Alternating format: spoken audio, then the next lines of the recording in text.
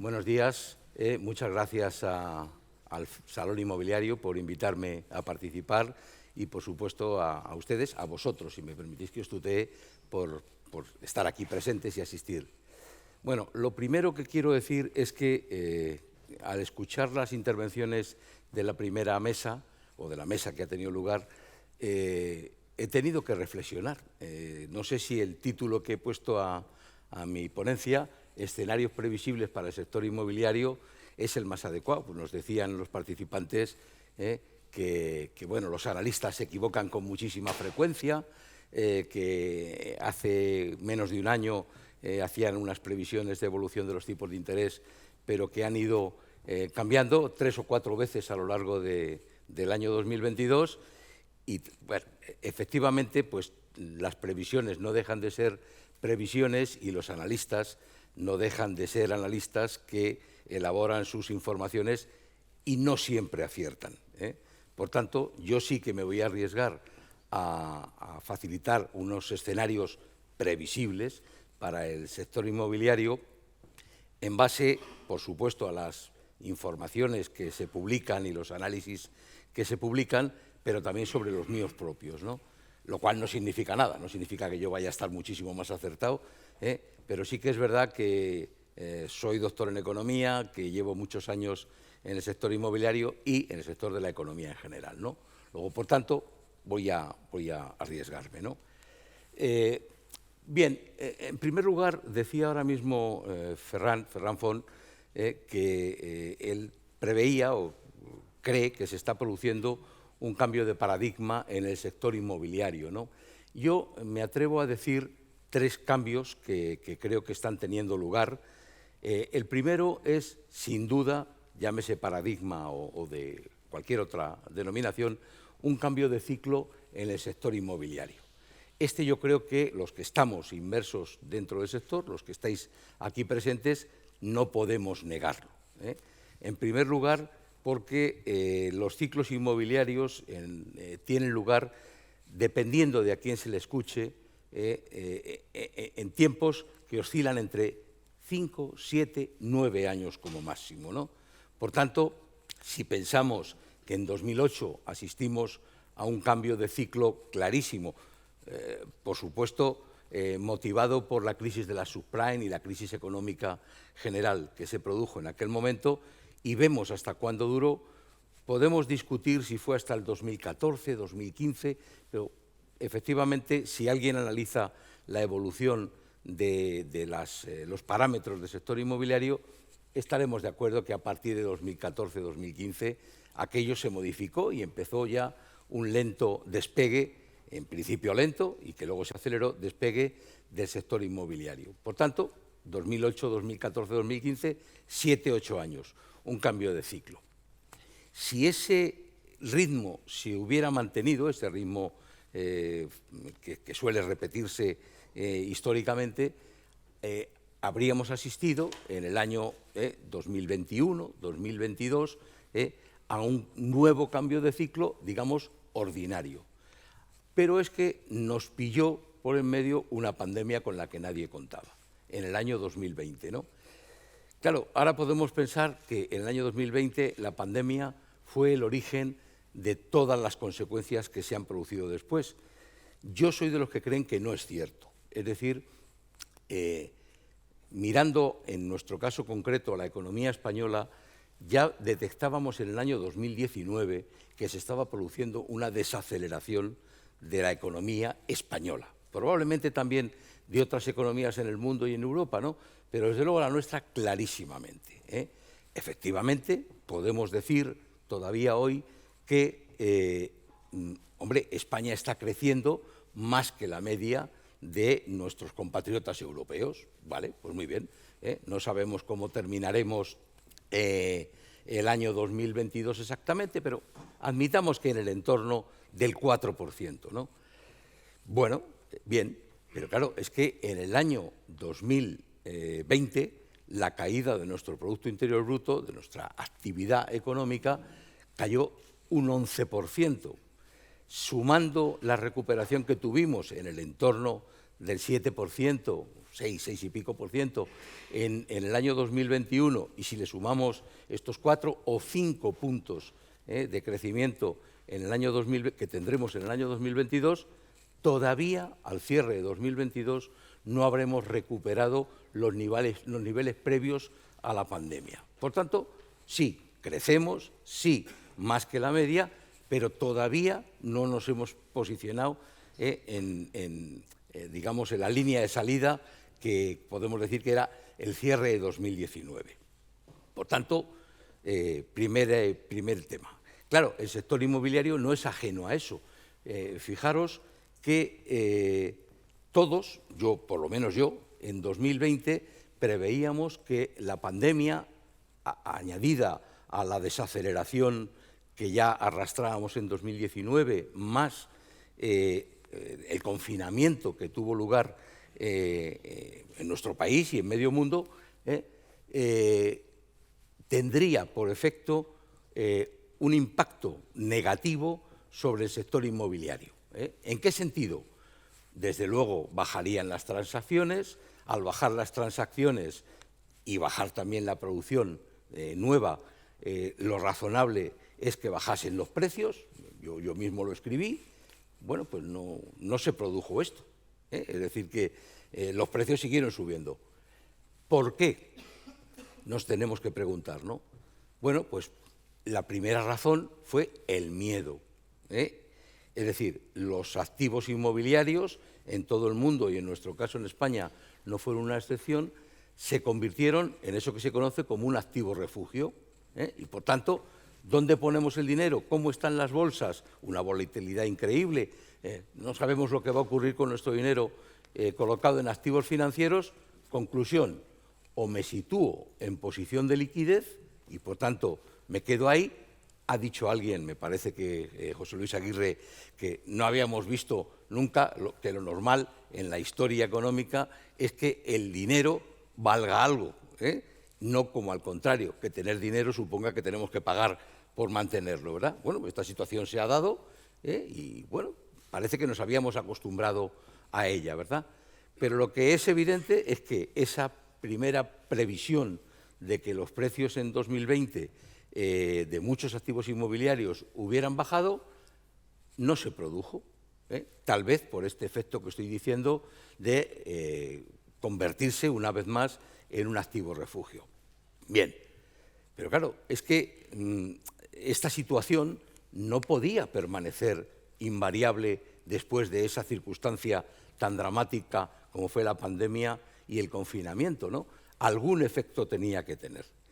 Decíamos antes y decía la mesa que los tipos de interés, los analistas hacían unas previsiones a 2024, 2027, bien, se equivocaban sin ninguna duda, o se equivocaron sin ninguna duda, pero, José Luis, teníamos que pensar que los tipos de interés algún día tendrían que subir, no podrían estar permanentemente a cero o incluso en tipos negativos. El Euribor le hemos tenido en negativo más de medio punto, ¿no? Con lo cual el que contrataba hipotecas, por ejemplo, a tipo, o préstamos, pero sobre todo hipotecas, a tipo variable, pagaba el Euribor, que estaba en negativo, y más un diferencial que difícilmente cubría ese tipo negativo. Se estaban dando hipotecas al 0,35, 0,50, algo así. Por tanto, tener una hipoteca no costaba dinero. Tampoco te pagaban por ella, pero en cualquier caso tenías el préstamo ahí, lo habías utilizado en una compra y no pagabas intereses por él, ¿no? Bueno, esta situación no es saludable o no era saludable. Es decir, no puede ser que nos salga gratis pues, contraer un préstamo o un crédito, no tener que pagar intereses por él y pensar que durante, no sé, ya no me atrevo a decir toda la vida del préstamo, los 25 o 30 años, vamos a seguir así. Algún día esto cambiará. Ya ha cambiado. Por eso a mí me sorprende, lo comprendo por supuesto, pero me sorprende todas las noticias que vemos en los medios de comunicación en la cual se dice, y por supuesto muchos miembros del gobierno, que defienden hay que hacer algo. Las entidades financieras tienen que reconducir esta situación y deben, digamos, paralizar las revisiones que corresponden de los tipos de interés y volver a la situación previa. Es decir, si alguien tenía una hipoteca de Euribor más 0,50 y esto estaba suponiendo 600 euros al mes de cuota hipotecaria, pues oiga, pónganlo ustedes en 610 o en 620, como si no hubiera ocurrido nada con el Euribor. Claro, esto supone un desconocimiento absoluto por parte de quien defiende esto, que repito, yo comprendo perfectamente la situación de vulnerabilidad de una gran parte de la población. Pero claro, es tanto como olvidar que los bancos entonces, digamos, no tenían retribuido sus tipos de interés y ahora mismo cuando acuden al Banco Central Europeo o acuden a financiarse a los mercados, ahora ya tienen que pagar por él, por el dinero. Por tanto, los bancos no son, digamos, ONGs dedicadas a la calidad, tienen que obtener algún margen por su intermediación. Esto es razonable. ¿Cuánto? Bueno, pues el que tuvieran pactado con sus clientes. De todas formas, yo no estoy aquí para defender a la banca, pero he oído clarísimamente cómo la AEB se ha posicionado en que quiere llegar a acuerdos con los prestatarios de los préstamos para aliviar la carga que se ocurre. Claro, aliviar temporalmente, pero esto no puede ser de forma indefinida. El que contrae un crédito o un préstamo hipotecario a 25 o 30 años tiene o tendría que ser consciente de que su situación puede cambiar a lo largo de todo este tiempo, favoreciéndole o, como en este caso, perjudicándole. Por tanto, primer punto, cambio de ciclo del sector inmobiliario, yo me atrevo a decir que sin ninguna duda. Ya ha empezado, o sea, no es que esté empezando, ya ha empezado este cambio de ciclo y seguirá en los próximos 5, 7 años. Tal. ¿De qué dependerá? Pues de la evolución de la economía en general, de la evolución del PIB, de cómo apliquen las autoridades monetarias los tipos de interés. Claro, ayer ha subido la Reserva Federal Americana otros 75 puntos básicos y ya está en el 4. Las hipotecas o los préstamos hipotecarios en Estados Unidos ya están, a 30 años, que es el referente, ya están en el 7,06%. Es decir, 4 puntos el tipo de referencia de la Reserva Federal, 7 puntos, o sea, el 7% para las hipotecas. Pero también ha subido ayer el Banco de Inglaterra, ¿vale? Y ha puesto los tipos en el 3%. Tampoco es posible conseguir una hipoteca en el Reino Unido por debajo del 6%. ¿Y Europa y España? Estamos al 2% después de la última subida que ha tenido lugar hace escasamente una semana, pero claro, como muy bien dice la presidenta del Banco Central Europeo, tienen ustedes que pensar que vamos a seguir subiendo. De alguna manera tenemos que contener la inflación desbocada en Europa, que está en el 10,7 en la zona euro. Nosotros tenemos la fortuna de estar en el 7,3 y probablemente bajando. Pero claro, bajando es que lo estamos haciendo muy bien. No, tenemos la suerte de que nuestra tasa de inflación en el último cuatrimestre del año 2021 fue lo suficientemente alta para que los incrementos que se producen en este o que se producirán en este cuarto trimestre de 2022 sean parcialmente, digamos, compensados por aquellas subidas que fueron superiores, porque el IPC es una media móvil que se produce a lo largo de 12 meses. Por tanto, los 4 meses últimos de 2021 fueron de inflación alta y esto nos está ayudando a rebajar ahora la tasa de inflación, que todavía sigue en el 7,3%. Por tanto, para mí, cambio de ciclo en el sector inmobiliario. Pero por si fuera poco, yo creo que no cabe ninguna duda de que estamos también en un cambio de ciclo económico en el mundo. Ya se habla de que la mayor parte de las economías desarrolladas entrarán en recesión. Estados Unidos ha estado en recesión técnica o está en recesión técnica porque los 2 últimos trimestres tuvo un crecimiento negativo de su PIB. Alemania está a punto de caer en la recesión técnica porque también ha tenido un crecimiento virtualmente cero en el último trimestre y vamos a ver lo que ocurre en el cuarto, pero las autoridades alemanas ya están diciendo que la recesión será un hecho. ¿Para qué vamos a hablar del Reino Unido, verdad? En donde ha tenido que dimitir la primera ministro y cambiar de primer ministro y de ministro de Economía, ¿no? Por tanto, un cambio de ciclo económico mundial sin ninguna duda, ¿no? Pero es que me atrevo a ir un paso más allá. Además de estos dos cambios de ciclos, yo creo que estamos ante, o al menos en las puertas, de un cambio de era, que es mucho más allá de un cambio de ciclo. ¿Qué significa un cambio de era? Bueno, pues piensen ustedes en la era de la revolución industrial o de las revoluciones industriales, las de las tecnologías. Bueno, yo este cambio de era actual creo que es cambiar una era caracterizada por la abundancia, abundancia de todo, es decir, ha habido unos grandes crecimientos económicos en todas las economías, desarrolladas y subdesarrolladas, ha habido abundancia de liquidez, dinero muy barato, etcétera, etcétera, etcétera. Bueno, yo creo que todas las circunstancias a las que nos estamos enfrentando creo que nos deben abocar, y no sería malo que se entendiera, a una etapa, a una era que se debería de caracterizar, por lo menos durante un primer momento, por la austeridad.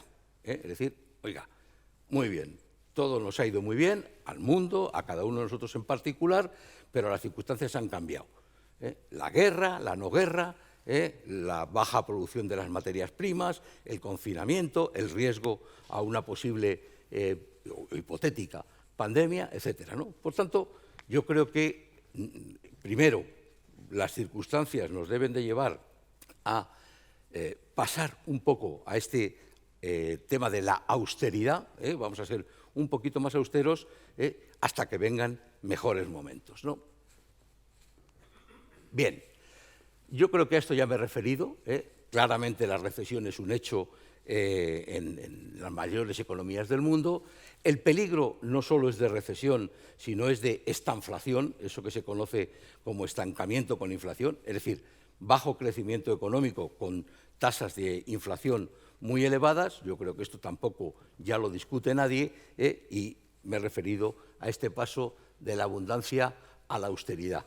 Hay algún otro factor que pasaré muy deprisa, como, claro, los cambios geoestratégicos, ¿no? Es decir, China se va a posicionar como la primera economía del mundo.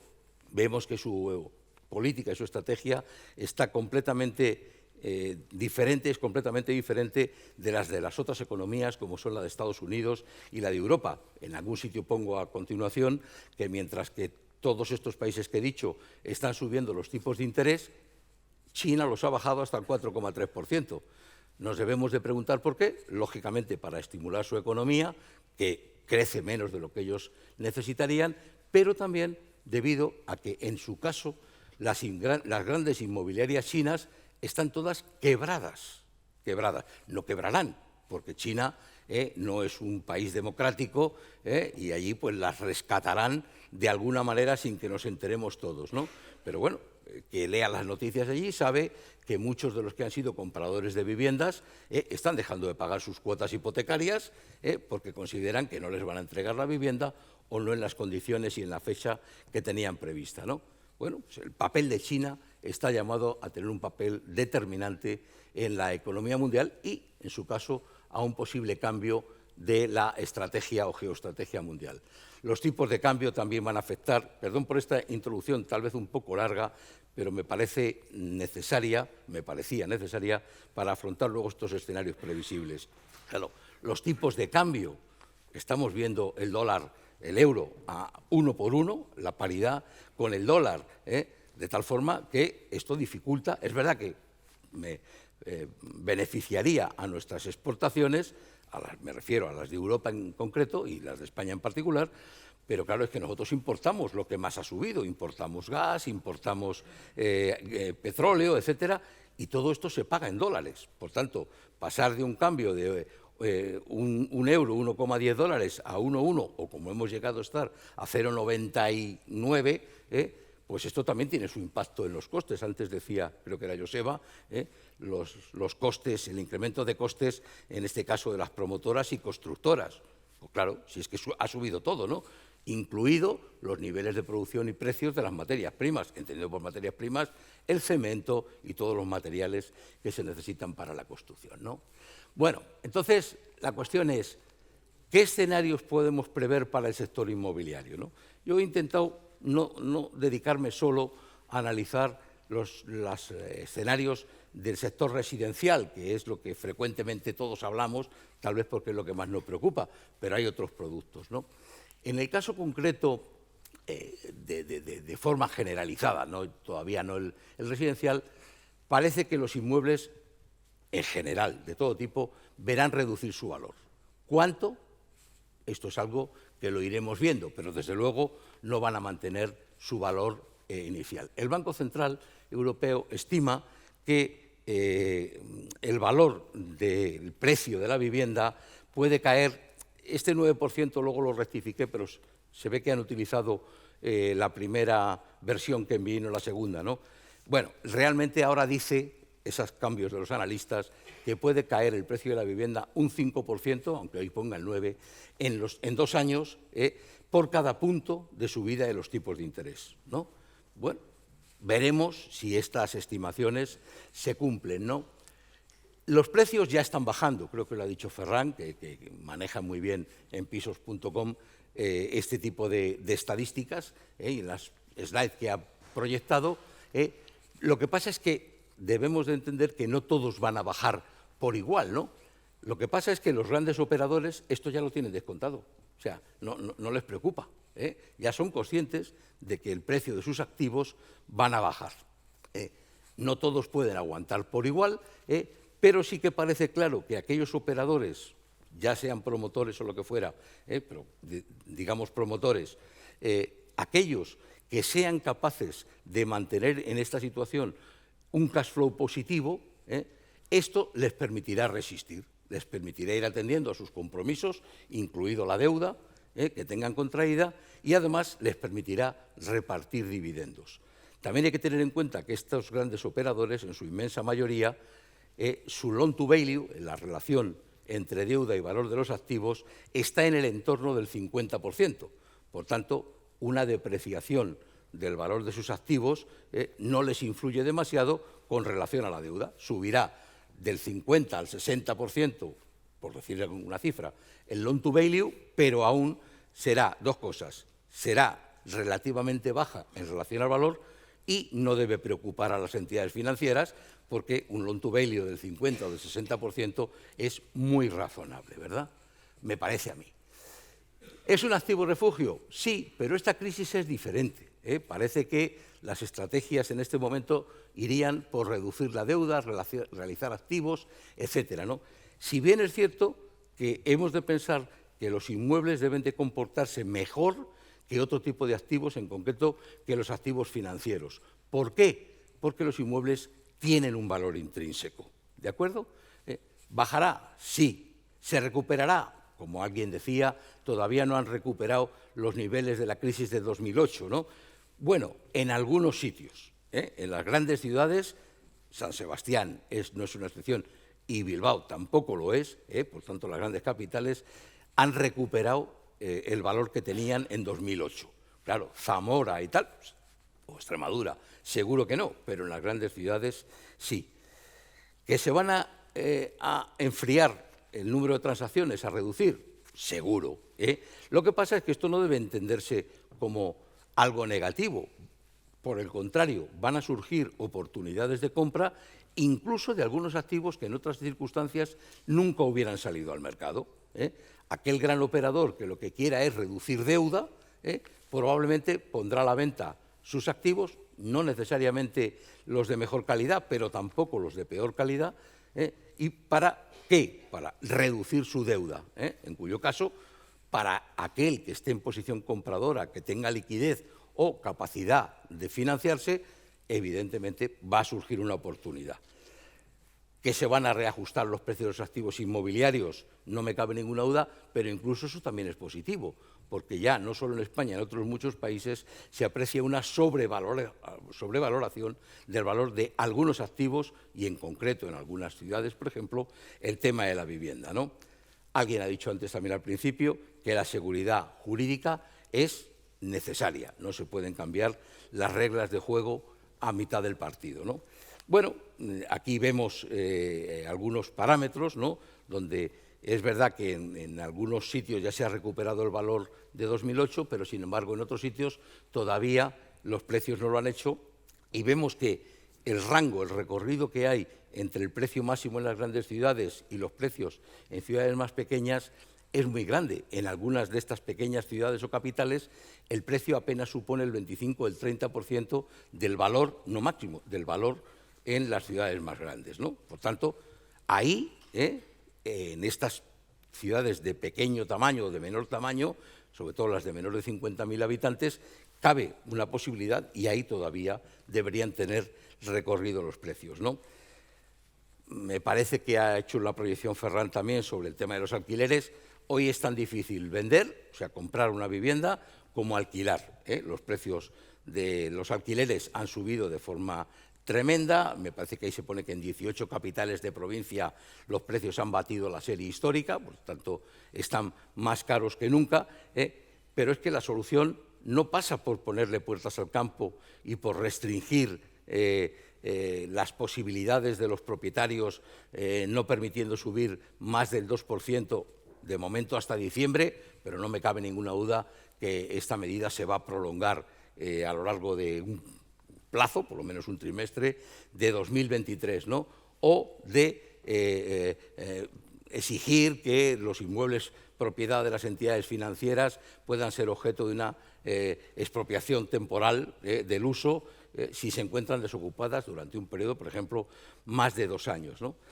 Y claro, la solución solo puede pasar por incrementar la oferta, ¿eh? Los análisis estiman que serían necesarias 1,5 millones, 1,5 millones de viviendas en alquiler en los próximos años. No podemos pensar, quien viva en este mundo y conozca el sector promotor y el sector constructor, sabe que no se pueden generar 1,5 millones de viviendas de un día para otro, ni para el alquiler ni en total. Si es que estamos con una producción nueva que no alcanza las 100.000 unidades al año, aunque se dedicaran todas al alquiler, solo al alquiler, necesitaríamos 15 años de producción de nueva vivienda para incrementarla. Claro, dice, nueva, bueno, o la ya existente, pero esto pasaría por no poner dificultades a los propietarios de esas viviendas, en su mayoría particulares, sino al revés, darles incentivos para que las pongan en el mercado de alquiler. De lo contrario, ya sabemos lo que ocurre. Se retiran, no es que es lo que ocurrirá, lo que ya ocurre, se retiran viviendas del mercado de alquiler. Luego el parque de vivienda en alquiler no solamente no crece, sino que disminuye, ¿eh? Bueno, pues pensemos que esto está ocurriendo y reconozcamos, o las autoridades reconozcan la realidad, ¿no? Bueno, la demanda de vivienda en alquiler depende de numerosos factores, las entidades financieras y la evolución del Euribor y de los préstamos que se pueden conseguir, pues de alguna manera ya me he referido a ello, los tipos que están en otros países del mundo. Por no hablar solo de vivienda, permítanme un minuto que me refiera a otros productos inmobiliarios que son igualmente tan importantes como la vivienda, ¿no? Las oficinas en concreto, pues lo razonable es que se produzca una menor demanda de espacios como consecuencia fundamentalmente del teletrabajo, siempre que realmente llegue a implantarse esta fórmula de trabajo en nuestro país. Sí que es verdad que hemos comprobado cómo en la pandemia esta modalidad de teletrabajo ha funcionado, las empresas no se ha caído ninguna, han seguido funcionando, pero también estamos viendo que en el momento actual un buen número de empresas están tendiendo a la vuelta al trabajo presencial. Es verdad que aquí que eso depende de la estructura de nuestras empresas, ¿no? El 95%, o el 97%, me da igual, el 95% de nuestras empresas son pymes, ¿no? Y estas probablemente cuentan con un número reducido de trabajadores, 1, 2, 5, 10, y no se pueden permitir fácilmente el teletrabajo, necesitan el trabajo presencial.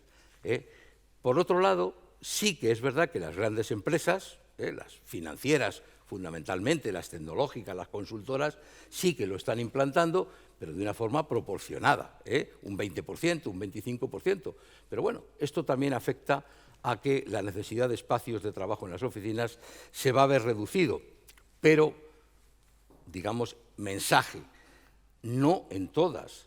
Esto se va a reequilibrar con que en esta fase los espacios de menor calidad o ubicación o menos flexibles, o como queramos denominarlos, pues van a ser sustituidos por otros de mejor calidad.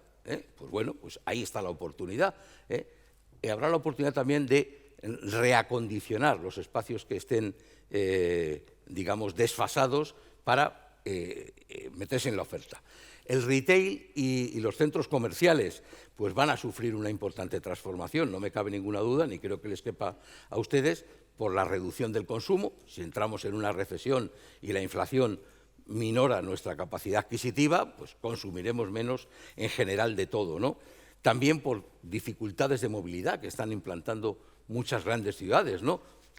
Ayer me dijeron que aquí en Bilbao, que siempre ha tenido muchas dificultades de circulación y sobre todo de aparcamiento, se había implantado que no se puede superar el límite de velocidad de 30 km/h en toda la ciudad, ¿no? Bueno, pues no deja de ser una dificultad o una restricción a la movilidad. Y ya está afectando también esta disminución del consumo al sector de la logística y el sector de la distribución.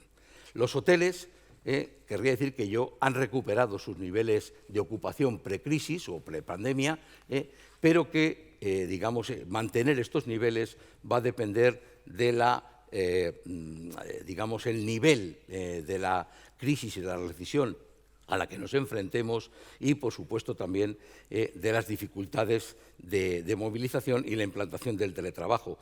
Sin embargo, yo creo que ustedes estarán conmigo, que España, por nuestras especiales características, que son hoteles de playa, digamos, la bondad del clima que nosotros tenemos aquí, son lugares ideales y, además, nuestro nivel de vida todavía es más barato que el de otros países europeos, pues harán, yo creo, que muchos de nuestros compatriotas del centro y este de Europa y del norte, los países escandinavos, etcétera, aprovecharán estas circunstancias para venir aquí a España a pasar no sé cuánta temporada, pero desde luego sí.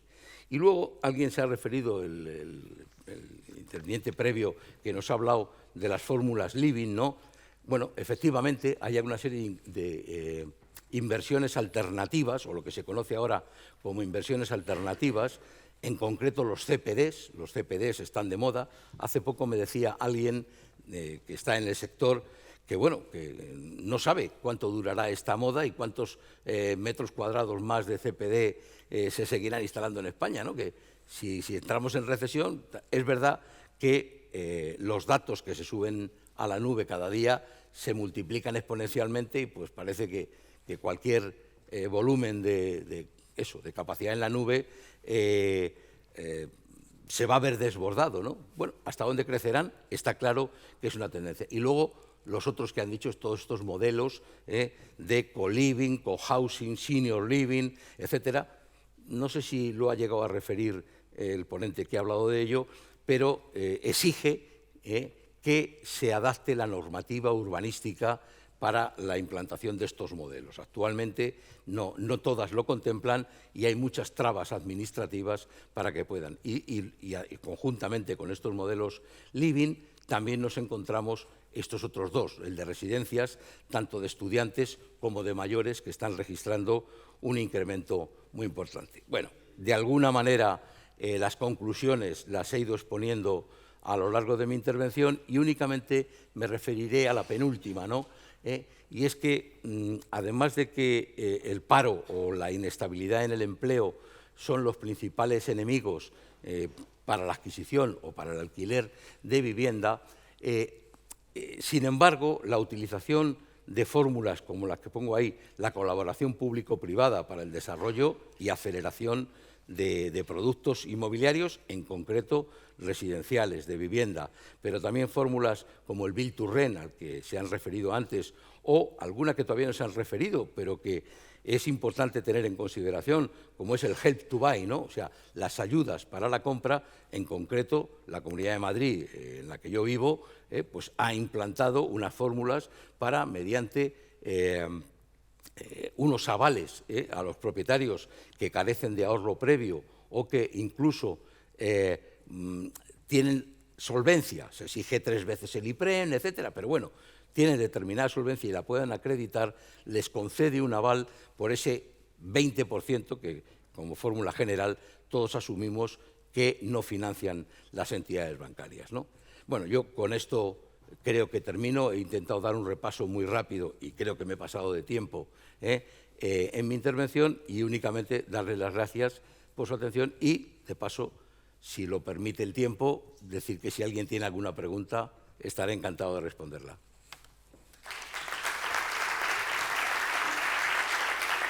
Gracias. Bueno, pues no sé si hay alguna pregunta en la sala. Adelante. Como has hecho referencia, además, yo creo que me corresponde. Claro. No, sí que hay una cuestión que has citado ahí, que es una nueva era. Y yo, que ya tengo canas. Yo también. Sí, en los años que yo estudiaba en la universidad, Galbraith escribió un libro que era La era de la incertidumbre, ¿no? Y todos estos años, estos últimos años, he pensado que ese título venía muy bien siempre, porque incluso ahora, ¿no? Pero al hablar de una nueva era, he pensado de si Julián podría ponerle un nuevo título a esta nueva era, más allá de la incertidumbre que ya vivimos con ella desde tantos años atrás, desde Galbraith y ya desde antes, porque aunque no lo dijera Galbraith, la incertidumbre siempre ha existido. Y bueno, ese es un pequeño reto que quería ponerte encima de la mesa. Y sí que te digo algo que estos días he tenido ocasión de ver, y hay cuestiones demográficas a nivel mundial, pero también a nivel local, muy importantes, que yo creo que van a tener en los próximos años. Y no me hablo dentro de 50 años, sino dentro de 5, 10, 20, 30 años, con cambios sociales tremendos, que van a afectar a nuestro día a día, porque unido esto a los cambios también tecnológicos, la sociedad va a cambiar mucho, e incluso la ciudadanía que vamos a tener en las sociedades que conocemos y la nuestra en particular. Entonces, bueno, esa materia es algo que en el cortísimo plazo no lo vamos a ver, pero en el medio plazo sí que va a ser importante. Por esto de la era, el nombre a la nueva era y estos conceptos que también están por ahí, pues me ha parecido interesante podértelo preguntar. Muchas gracias. Bueno, en la presentación, que por cierto está a disposición de todos ustedes, si alguien la pide, se puede facilitar sin ningún problema, sí que hablo de ese cambio demográfico. Cuando digo lo que influye en el tema de la vivienda, no solamente digo que es necesario el equilibrio entre oferta y demanda, que es un factor, es necesario también una cierta ahorro previo, una capacidad de pago, etcétera, y pensar en el futuro. Y también me refiero a los importantes cambios demográficos y los cambios en los modelos de sociedad que están teniendo lugar ya o que tienen lugar ya, es decir, familias monoparentales, singles, etcétera, ¿no? Este modelo de living, ya no me refiero al senior living, sino al cohousing y al co-living, por tanto, estos nuevos modelos que determinan viviendas o espacios muy pequeñitos para vivir, pero con grandes espacios comunes o zonas comunes para compartir, que a priori podríamos pensar que son adecuados para la gente, para la población más joven, ¿no? Es decir, bueno, compartir muchas cosas, intereses comunes, etcétera, y que no debería preocuparles porque es su forma de vida habitual. Sin embargo, estamos viendo cómo cada vez más otros colectivos, divorciados, separados, trabajadores expatriados a un país, etcétera, que tienen ciertas dificultades de establecer o entablar relaciones, se suman a este modelo. Bueno, pues es verdad que estoy con gente muy joven, yo creo que la gente joven nos ayuda a mantenernos jóvenes, pero es que además no estoy solo, ¿verdad? Esa es la primera parte. La segunda, que es lo que preguntabas realmente de la nueva era, sí, no me atrevo a ponerle título, pero se lo he puesto en realidad, que es la era de la austeridad. Es decir, hemos pasado, las eras normalmente se identifican con grandes revoluciones mundiales, la revolución industrial, como me he referido, la revolución de la tecnología. Bueno, insisto que en los últimos años, no sé si ha tenido nombre, pero hemos vivido en una era de abundancia. Es decir, no solo por el crecimiento de la economía, desde luego también en España.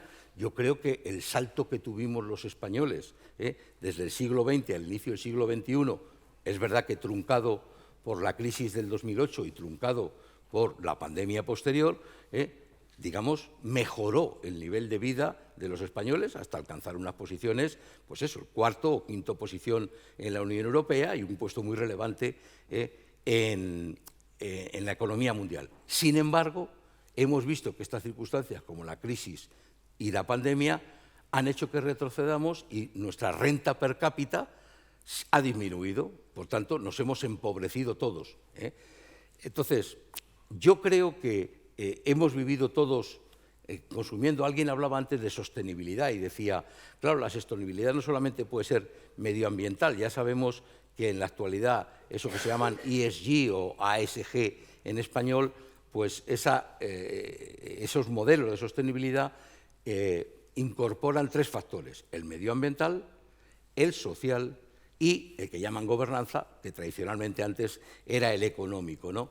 Bueno, pues efectivamente, hemos de ser sostenibles económicamente, ¿no? No vivir por encima de nuestras posibilidades, tanto a nivel Estado como a nivel particular, no asumir niveles de endeudamiento que difícilmente nos llevarán. Hoy todo el mundo asume que la deuda de los Estados es una deuda perpetua, no se va a pagar nunca, no se puede pagar, se pagarán intereses, se renovará, o en los términos de las entidades financieras, pues habrá que extender su duración, pero pagarla parece imposible. Entonces, yo creo que incluso para nuestras generaciones jóvenes, los más jóvenes, que lo tienen muy difícil, es bueno que les hablemos de aquellos valores que hemos tenido cuando éramos jóvenes nosotros: el esfuerzo, el sacrificio, la dedicación. Bueno, no sé si esto está muy de moda o es políticamente correcto, ¿no? Pero no estaría de más que lo entiendan. Hablo por mis propios hijos, han vivido de maravilla, les hemos dado todo lo que hemos podido, tienen lo que necesitan y mucho más, pero se han acostumbrado. Entonces, a esto hay que ponerle freno en algún momento, y tienen que ser conscientes de que la era de la austeridad. Muchas gracias, José Luis. ¿Alguna pregunta más?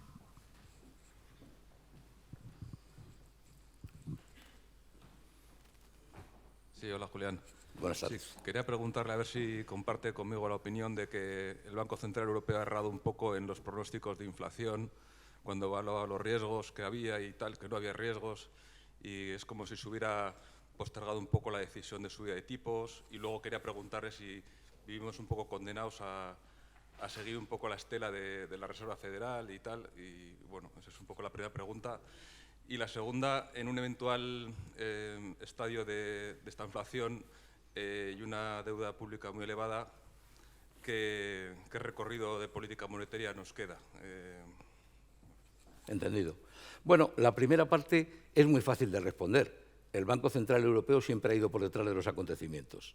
O sea, nunca se ha caracterizado ni por su agresividad, aunque ahora digan que es muy agresivo, ni tan siquiera por su rapidez en la toma de decisiones, ¿no? Siempre va, digamos, a rémora de lo de otras entidades financieras, otros organismos internacionales, como la Reserva Federal, el Banco de Inglaterra o tal, ¿no? Bueno, si es que la situación lo dice todo. Uno, el tipo de referencia en Estados Unidos, la Reserva Federal, 4%. En el Banco de Inglaterra, en el Reino Unido, 3%. En España, en Europa, perdón, el 2%. Digo tipo de referencia, no digo el Euribor, ¿no? Pero si es que los mercados financieros son globales. El dinero se mueve de un lugar a otro sin barreras, sin fronteras. Entonces, claro, si resulta que alguien paga más en Estados Unidos o el bono en Estados Unidos es más rentable que el bono en Europa, etcétera, los capitales se irán moviendo de un sitio a otro, nos guste o no nos guste. Claro, Estados Unidos ha aplicado una política financiera muy dura, muy restrictiva, porque tiene la inflación en niveles del 10%, que no los habían visto nunca, pero es que he dicho antes, en Europa la zona euro, están al 10,7%. No los habían visto nunca. Nunca. Nosotros sí, los que somos más jóvenes, tuvimos inflaciones del 20 y tantos %, ¿verdad? Pero en Europa, en los países sobre todo del centro y este de Europa, no lo habían visto nunca, ¿no? Pues ahí está. ¿Cómo se puede luchar contra la inflación? Pues no lo sabemos, pero vamos, no lo sabemos. La macroeconomía dice cómo, ¿no? Pero hay una cosa que está muy clara. Hay que luchar o para contener la inflación o para no contenerla. Contener la inflación, la primera medida es subir tipos de interés para enfriar la economía, ¿no? Entonces, ¿qué nos va a llevar a una recesión? Si ya está descontada, si la asume todo el mundo. Entonces, ¿es bueno es eso? Hombre, primero vamos a controlar la inflación y una vez que la tengamos más o menos dominada, ya será el momento de volver a dar estímulos, ¿no?